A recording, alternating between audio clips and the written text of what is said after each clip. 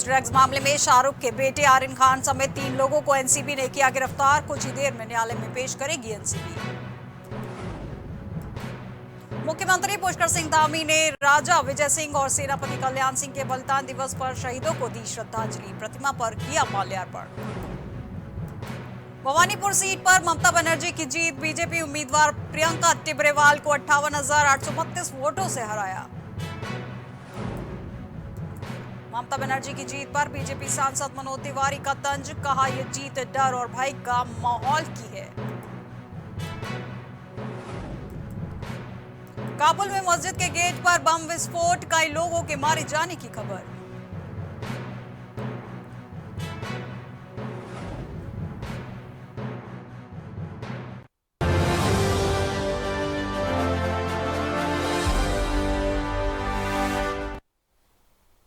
नमस्कार, मैं हूं आपके साथ में श्वेता गर्ग। आप देख रहे हैं प्राइम टीवी। आइए नजर डालते हैं उत्तर प्रदेश की कुछ खास खबरों पर। अमृत महोत्सव के अवसर पर इंदिरा गांधी प्रतिष्ठान में 5 अक्टूबर को भारत के प्रधानमंत्री नरेंद्र मोदी शामिल होंगे, जिसमें प्रधानमंत्री की तरफ से उत्तर प्रदेश वासियों को कई बड़ी सौगातें भी दी जाएंगी। इसके मद्देनजर राजधानी लखनऊ में नगर विकास मंत्री आशुतोष टंडन ने प्रेस कॉन्फ्रेंस की और यहां पर पीएम मोदी के प्रमुख कार्यक्रमों को मीडिया से साझा किया। मुख्य कार्यक्रम 75 जिलों के 75,000 लाभार्थियों को डिजिटल माध्यम से चाबी बांटी जाएगी। 10 स्मार्ट सिटी में सफल परियोजनाओं की काफी टेबल भी बुक का विमोचन किया जाएगा। 75 परियोजनाओं का शिलान्यास विभिन्न शहरों में 75 इलेक्ट्रॉनिक बसों का संचालन को हरी झंडी दिखाकर रवाना किया जाएगा।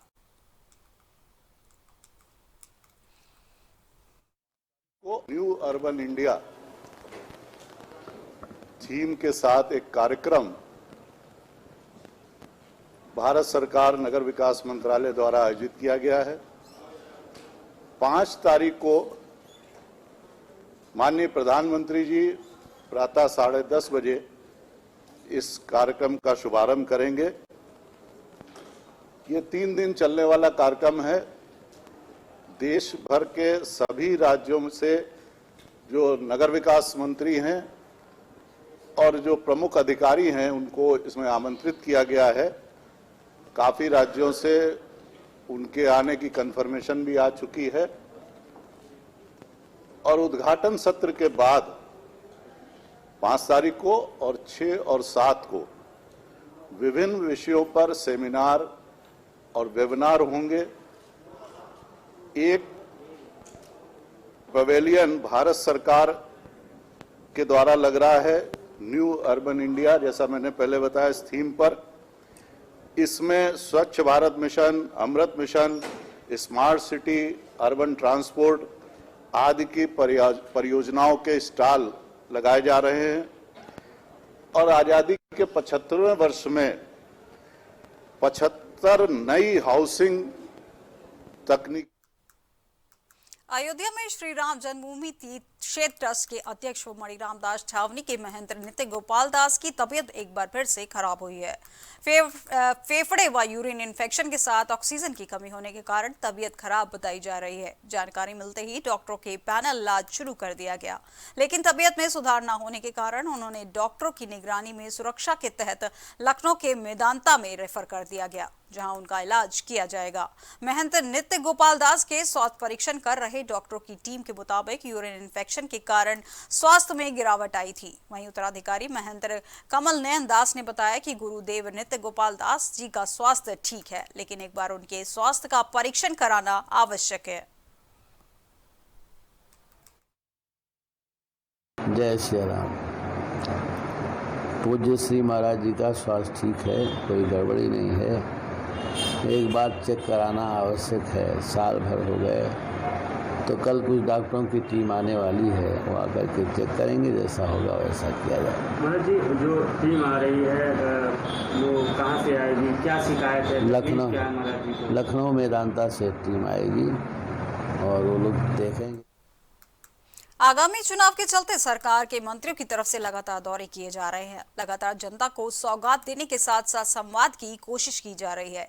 इसी कड़ी में आज उप मुख्यमंत्री दिनेश शर्मा ने फिरोजाबाद का दौरा किया।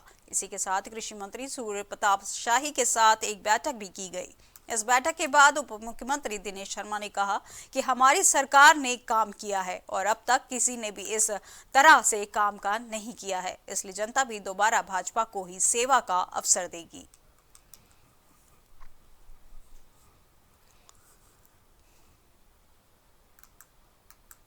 उत्तर प्रदेश विधानसभा चुनाव की तैयारियों में निकले निषाद पार्टी के राष्ट्रीय अध्यक्ष संजय निषाद आज अयोध्या पहुंचे, जहां अपने परिवार के साथ भगवान श्री राम लला के दर्शन पूजन किया। निषाद पार्टी के संजय निषाद ने कहा कि जब निषाद पार्टी भारतीय जनता पार्टी के साथ 2019 में आई थी तो आज बिना खून खराबे किए शांति से मंदिर बन रहा है और बहुत ही प्रसन्न है। हमारा समाज, पूरे देश भी प्रसन्न है कि जहां अशांति फैली थी कि कैसे मंदिर बन रहा है। वहीं निषाद पार्टी के राष्ट्रीय अध्यक्ष ने इस बार कैबिनेट में भी अहम भूमिका होने का दावा किया है। उन्होंने कहा कि इतिहास था कि भगवान श्री राम के राज्य में कैबिनेट में निषाद राज्य आए, इसलिए हम लोग 2022 में पूर्ण बहुमत के साथ भाजपा सरकार के साथ आएंगे और राम राज्य स्थापित करेंगे। तो आज देखो बिना खून खराबे के शांति से मंदिर बना, बहुत प्रसन्न हमारा समाज, पूरा देश प्रसन्न है कि जहाँ अशांति फैलती थी मंदिर कहाँ से बन रहा। अब निषाद राज और राम की विचारधारा 2022 में सत्ता में परिवर्तित दोबारा फिर होगी। मोदी जी, योगी जी के नेतृत्व में लड़ाई हो, मतलब फिर सुना जितनी भारतीय जनता पार्टी ने सीट निर्धारित की है वो हम उससे अधिक जीत कर देंगे। और जो कैबिनेट में जो इतिहास था कि राम के कैबिनेट में निषाद राज आए थे, तब राम राज आया था, तो पुनः हम लोग सत्ता में 2022 में निषाद पार्टी अपने वजन भरी थाली से पहुंचेगी। और फतेहपुर में भारतीय जनता पार्टी मंडल खजुआ की ओर से कार्यक्रम का आयोजन किया गया। कार्यक्रम का शुभारंभ पंडित दीनदयाल के चित्र पर माल्यार्पण कर किया गया। आयोजन में मंडल कार्य समिति, सेक्टर प्रमुख, बूथ अध्यक्ष, युवा मोर्चा अध्यक्षों का सम्मान समारोह किया गया। सम्मान समारोह में मुख्य अतिथि के रूप में प्रदेश के कारागार राज्य मंत्री जय कुमार सिंह जैकी और जिला अध्यक्ष भारतीय जनता पार्टी के आशीष मिश्र उपस्थित रहे। प्रदेश के कारागार राज्य मंत्री जय कुमार जैकी ने स्वागत सम्मान समारोह के बाद सभी को धन्यवाद करते हैं, साथ ही 2022 में होने वाले चुनाव में लगन से काम करने के लिए कहा। आज भारतीय जनता पार्टी के मंडल के सभी पदाधिकारी, मोर्चों के सभी पदाधिकारी, सेक्टर जो स्वागत समारोह का जो कार्यक्रम रखा है, ये अपने आप में एक बहुत अच्छा है।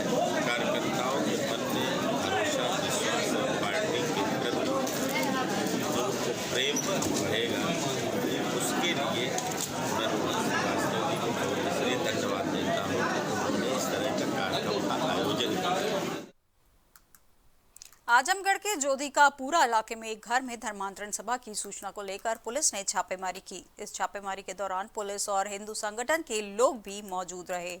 पिछले दिनों शहर के ही भंवरनाथ और फिर जीएनपुर कोतवाली क्षेत्र और गंभीरपुर थाना क्षेत्र में कई लोगों को धर्मांतरण के प्रयास की सूचना पर पकड़ा गया था, लेकिन आज एक बार फिर से शहर में एक घर में ईसाई धर्म अपनाने के लिए प्रेरित करने की चल रही प्रार्थना सभा का पर्दाफाश हुआ। संगठन के ही एक सदस्य ने गुपचुप तरीके से सभा में शामिल होकर वहां की गतिविधियों को देखा। आरोप लगाया कि हिंदू धर्म और देवी देवताओं के अपशब्द कहे जा रहे थे। कोतवाली प्रभारी के नेतृत्व में जब वहां पुलिस पहुंची तो सभा करा रही महिला ने हंगामा कर दिया। बाद में महिला पुलिस बुलाकर उसे काबू किया गया। आरोप है कि बाहरी लोगों को लालच देकर यहां पर सभा में बुलाया गया था।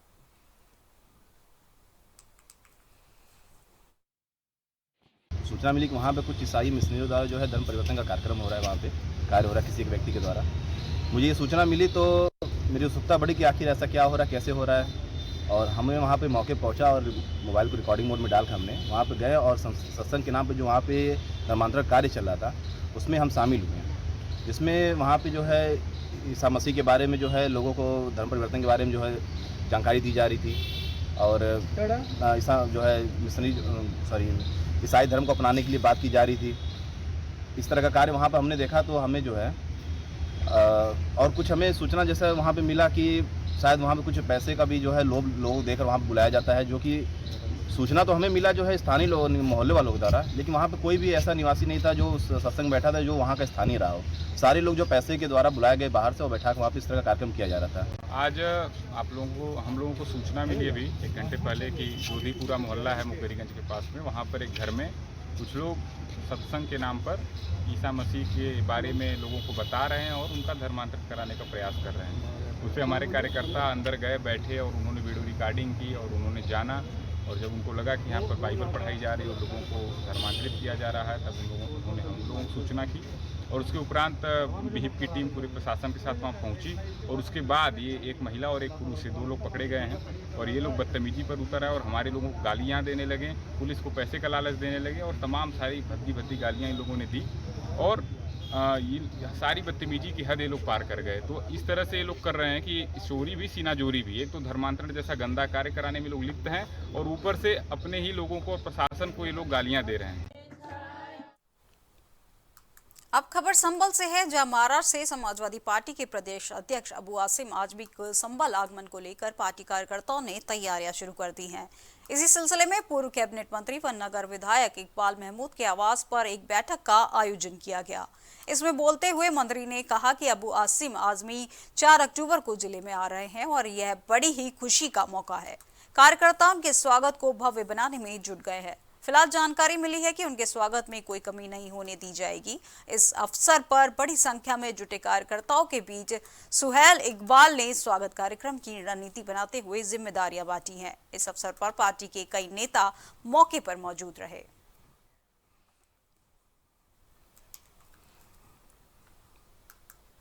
शाजापुर में गरीब लाचार महिलाओं को नगरपालिका जलालाबाद के ईओ व नगरपालिका के कर्मचारियों ने काफी परेशान किया। जलालाबाद के ईओ व नगरपालिका के कर्मचारी पर भ्रष्टाचार करने का आरोप लगाया गया। सबसे अहम बात यह है कि आवास न मिलने पर नाराज होकर 2 महिलाएं पानी की टंकी पर चढ़ गई। काशीराम कॉलोनी निवासी महिलाएं पीएम आवास योजना के तहत आवास न मिलने के कारण नाराज होकर पानी की टंकी पर चढ़ गई हैं। वहीं पानी की टंकी पर चढ़ने की सूचना से प्रशासनिक अधिकारियों और पुलिस विभाग में हड़कंप मच गया है। मौके पर प्रशासनिक और पुलिस अधिकारी मौके पर पहुंच गए हैं।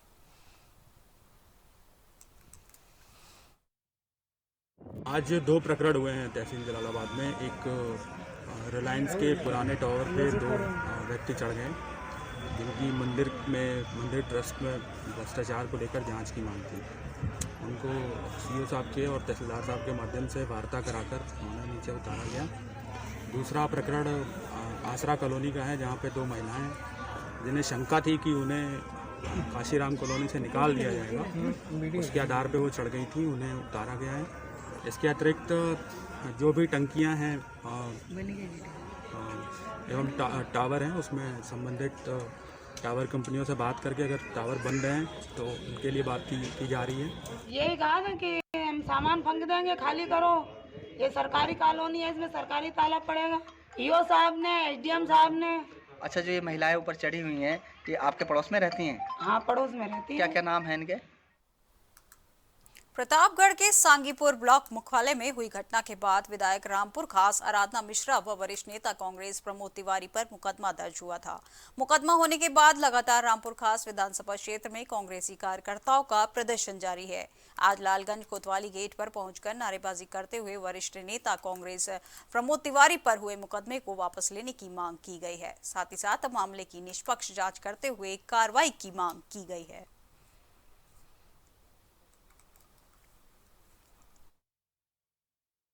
जिले के सांसद श्री संगमलाल गुप्ता जी कुछ लोगों के साथ कार्यक्रम में पहुंचते हैं बिना किसी पहले की सूचना के और जानकारी के बावजूद कि वहां पर क्षेत्रीय विधायक माननीय आराधना मिश्रा मोना जी और माननीय प्रमोद तिवारी जी मौजूद हैं। कार्यक्रम प्रारंभ हो चुका है, इसके बावजूद भी पहुंचते हैं। उनके साथ एक अराजक तत्वों की टीम होती है जो जानबूझकर पूर्व नियोजित हिंसा के लिए तैयार पहले से लग रही थी। वहाँ पे उपद्रव शुरू कर दिया जाता है भाजपा सांसद के इशारे पर। उनके कथित, मैं भाजपा के उनको कार्यकर्ता नहीं कहूँगा क्योंकि उनमें से कई तो हमारी पार्टी से निकाले गए, वो अराजकता के कारण ही बाहर किए गए। उनमें कई हारे हुए लोग जिला पंचायत का चुनाव हार गए हैं, जो प्रमुख का चुनाव हार गए हैं। ऐसे वांछित लोगों को लेकर मंच पर चढ़ करके अनावश्यक रूप से वहाँ पर पूरा माहौल बनाया गया। सांसद जी खुद कल अपनी विज्ञप्ति में कह रहे हैं कि मैं सुरक्षित रहा और सुरक्षा कर्मियों ने मुझे सुरक्षित निकाला। फिर उसके बाद उनको कहाँ से दुर्बुद्धि उनकी खुल गई, कहाँ से उनके दिमाग में आया, फर्जी मुकदमा उन्होंने माननीय प्रमोद तिवारी जी, माननीय मोना जी के खिलाफ और कई निर्दोष कार्यकर्ता ही नहीं, क्षेत्र के संभ्रांत प्रधान, बीडीसी मेंबर, जिला पंचायत के सदस्य, यहाँ तक कि मीडिया जो कवरेज के लिए कहीं भी जा सकता है, आमंत्रित था इसलिए वहाँ पर मौजूद था। मीडिया ताजनगरी आखड़ा में अखिल भारतीय हिंदू महासभा में सैकड़ों पदाधिकारियों ने थाना सदर बाजार पहुंचे, जहां पर जमकर हिंदू महासभा के लोगों ने नारेबाजी करते हुए पुलिसकर्मियों के खिलाफ कार्रवाई की मांग की। दरअसल पूरा मामला कुछ इस तरह से है कि अखिल भारत हिंदू महासभा के पदाधिकारियों को गौ तस्करी की सूचना मिली थी, जिस पर हिंदूवादी नेता अपनी अपनी मोटरसाइकिल से सूचना पर जा रहे थे। थाना सदर के सौदागर लाइन क्षेत्र के चेकिंग के दौरान बिना हेलमेट होने के कारण संगठन के कुछ पदाधिकारी को पुलिस ने रोक लिया और उनके वाहनों का चालान कर दिया। वहीं संगठन के राष्ट्रीय प्रवक्ता संजय जाट का कहना है कि चेकिंग के नाम पर हमारे कार्यकर्ताओं के साथ पुलिसकर्मियों ने गाली गलौज की। आगे संगठन के लोगों ने ये भी कहा कि अगर इन पुलिसकर्मियों के खिलाफ 3 दिन में कोई कार्रवाई नहीं होती है तो हम लोग जिला मुख्यालय पर प्रदर्शन करेंगे। हिंदू महासभा को कल एक सूचना मिली थी कि एक अड्डी होती है जहां पर गाय के भरा जाता है सैया में, वहां पर हम लोगों पर सूचना थी और लोकेशन थी। उस सूचना को सही मानते हुए हमारे कार्यकर्ता जब सैया के लिए निकले तो मैं मोटरसाइकिल चलाते हुए जा रहा था। चूंकि मेरे पास हेलमेट नहीं था, मैं जल्दबाजी में हेलमेट नहीं ले पाया, तो दरोगा जी वहाँ चेकिंग चल रही सौदागर लाइन में, दरोगा जी ने मेरा 1500 रुपये का चालान कर दिया। अच्छी बात है, राजस्व की वृद्धि हुई है और दरोगा जी को गोल्ड मेडल भी मिलना चाहिए कि उन्होंने एक कंटेनर भरा हुआ गाय का हमारे हाथ से निकाल दिया केवल इसी उधेड़ुन में। मौके पर इंस्पेक्टर साहब आए और इंस्पेक्टर साहब सामने ही एक सुशील यादव करके सिपाही थे। उन्होंने काफ़ी बदतमीज, जो मैं मीडिया के आगे नहीं कर सकता क्योंकि मीडिया मेरी बहनें भी हैं जो यहाँ पर मेरा इंटरव्यू ले रही हैं, ऐसे गाली दी इंस्पेक्टर के सामने। तो इंस्पेक्टर साहब भी उस बात को मानने लगे। कोतवाल के सामने एक सिपाही अगर गाली देगा तो कैसे काम चलेगा? ठीक है, ये अलग विषय की बात है, लेकिन हम लोग मांग करना चाहते हैं आगरा प्रशासन से ऐसे सिपाही का, ऐसे दरोगा का। यूपी में योगी सरकार बेहतर कानून व्यवस्था और महिला सुरक्षा को लेकर सजग है और कड़े निर्देश भी दे रही है, लेकिन कानपुर देहात पुलिस सख्ती के बाद भी लापरवाह बनी हुई है। यही वजह है कि युवती के साथ हो रही छेड़छाड़ के बाद पीड़ित परिवार को जान से मारने की धमकी दी जा रही है। पीड़ित परिवार ने दबंग के आतंक के डर से साए में है और इसी वजह से गांव से पलायन करने पर मजबूर हो गए हैं।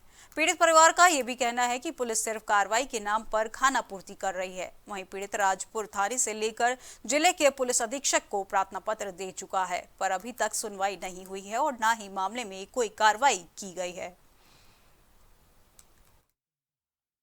24 तारीख को सुबह 8 बजे मैं कोचिंग जा रही थी।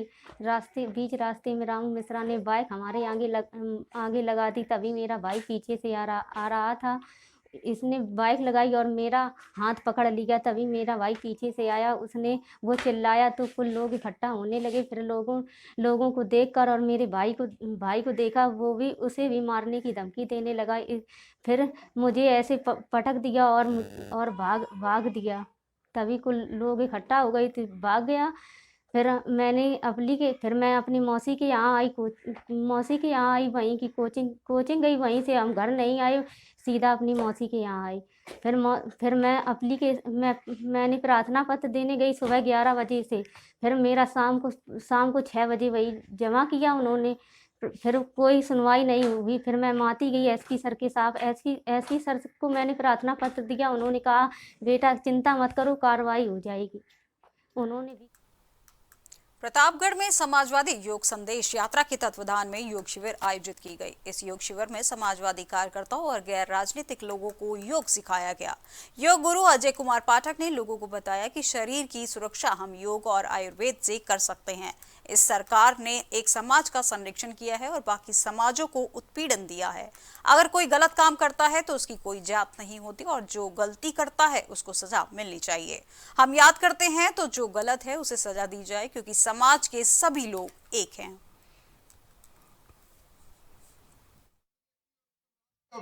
आपको मैं बता दे रहा हूं, अब तक देश आजादी के बाद सर्वाधिक प्रदेश में किसी भी बिरादरी की हत्या हुई है तो ब्राह्मण और मुस्लिम समुदाय के लोगों की हुई है। अब तक इतनी हत्याएं कभी नहीं हुई है। अगर किसी पर ज्यादा लोगों पर आरोप और ज्यादा अगर किसी को प्रताड़ित किया जा रहा है तो ब्राह्मण और मुस्लिम समुदाय है। हम वो पुराना भारत जो सोने की चिड़िया सर्वे भवन्तु सुखिनः के हिसाब से समाजवादी पार्टी के मुखिया अखिलेश यादव जी की नीति है कि इस योग संदेश यात्रा के माध्यम से लोगों को स्वस्थ करें और जो स्वस्थ व्यक्ति और उत्तम राष्ट्र का व्यक्ति होगा, जो राष्ट्र निर्माण में अपनी योगदान देना चाहता है, वो समाजवादी पार्टी को वोट दे करके किसान, नौजवान, बेरोजगार, व्यापारी और पत्रकार साथियों की जीवन की सुरक्षा के साथ साथ उनका व्यक्तिगत विकास का निर्माण भी करने का काम। आप एक ब्राह्मण हैं, बीजेपी से नाराज क्यों? मैं कोई ब्राह्मण नहीं हूँ, मैं संत समाज का हूँ, लेकिन ये है कि मेरे पिताजी ब्राह्मण थे। मैं नाराज बीजेपी से नहीं हूँ। बीजेपी के कर्म ही कुकर्मों की तरह है। बीजेपी अच्छी पार्टी सुनने नजर में आ रही थी, लेकिन भारतीय जनता पार्टी न किसानों की विरोधी है, नौजवानों की विरोधी है, और सबसे बड़ी बात, जब बीजेपी के पास कोई मुद्दा नहीं होता है तो वो हिंदुस्तान, पाकिस्तान और शमशान और कब्रिस्तान के आपसी द्वेष को फैला करके लोगों को विकास नीति से भटका कर लोगों से वोट मांगने का काम करती है।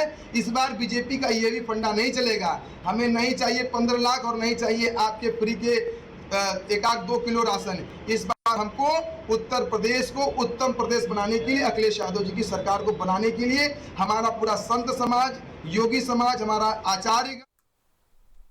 कानपुर के सिकंदरा थाना क्षेत्र में सड़क पर महिला के साथ आए 2 लोगों ने युवक की जमकर पिटाई कर दी। बताया जा रहा है कि किराए की दुकान को खाली कराने के लिए विवाद हुआ था। दबंग महिला और उसके साथ आए लोगों ने हॉकी से युवक को जमकर पीटा। पिटाई के बाद युवक को गंभीर हालत में अस्पताल में भर्ती करा दिया गया। सूचना के बाद देरी से पहुंची पुलिस ने स्थानीय लोगों से इस मामले की पूछताछ शुरू कर दी है।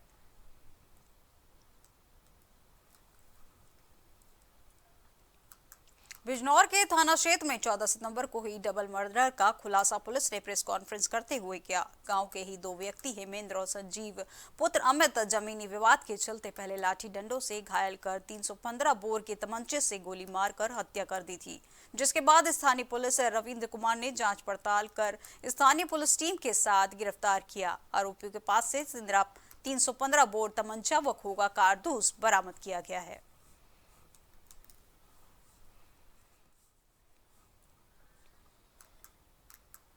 आगरा में तेज रफ्तार आ रहे ट्रैक्टर ने बाइक सवार को रौंद दिया। हादसे के बाद बाइक सवार की मौके पर ही मौत हो गई है। इसी बीच सूचना मिलने पर ट्रैक्टर को पुलिस ने पकड़कर चौकी भेज दिया और ट्रैक्टर ड्राइवर को ग्रामीण के चंगुल से निकालकर थाने ले आई। साथ ही पुलिस ने पोस्टमार्टम के लिए शव को भेज दिया है। ये घटना थाना ताजगंज क्षेत्र के शमशाबाद रोड लोधई के पास की है।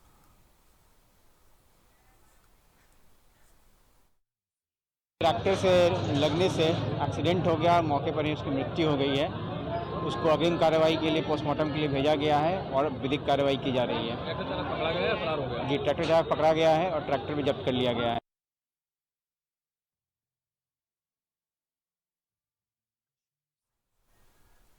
उत्तर प्रदेश की अब तक की खबरों में बस इतना ही और अधिक खबरों के लिए देखते रहिए प्राइम टीवी। नमस्कार।